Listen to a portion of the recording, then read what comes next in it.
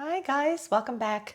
So I'm going to answer another question that came into our webinar that we offer twice a month for our premium subscribers for our Dare app. We don't get to all of them, and so I've been taking a few here and there and giving an answer and posting them on our YouTube channel. When it comes to a family member being ill, my anxiety I feel is 10 times worse. I know it's to be expected, but what are some ways to ease it? I feel like I can't calm my mind about it. So of course it is to be expected. This is the perfect time for anxiety to show up with context. Something is going on, somebody is ill, there is a stressor, and therefore your stress response is elevated in response to the stressor.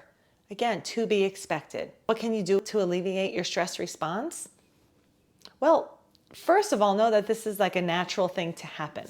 If you were told there was a murderer walking around your neighborhood and you're stressed out about it, you want to be concerned about your stress response, right?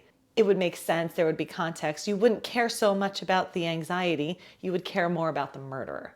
So the best way to alleviate your stress response is to use it properly. If you're in a heightened state and a family member is ill and there are doable things to do, use that energy. That's why your body's in this state.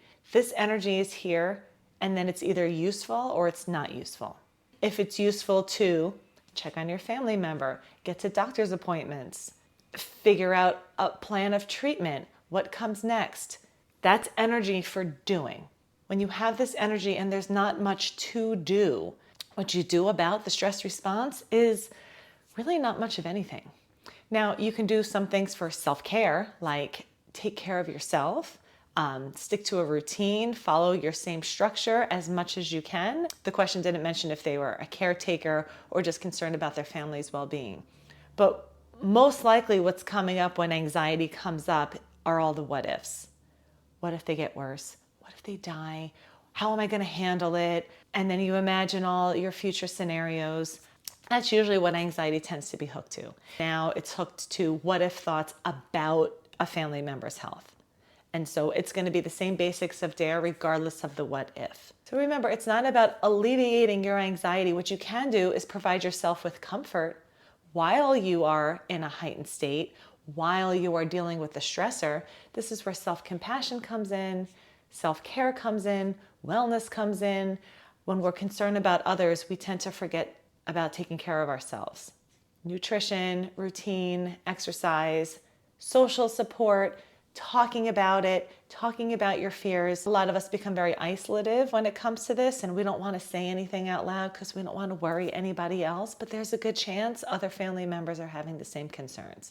And for the last part, I feel like I can't calm my mind about it. I don't know if you're referring to the family member being ill or about your anxiety.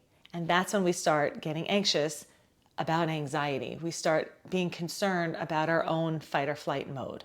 And that's going to be the Dare part too. Oh, I'm anxious? Yeah, that's okay. That's fine. It's expected to be anxious right now. And you're quieter with it, you're softer with it, you're more allowing with it, and you give yourself permission to feel anxious. And know that it's all part of the human experience.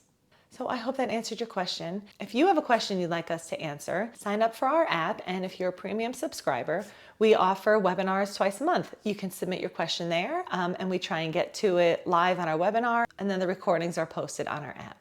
Until next time, guys.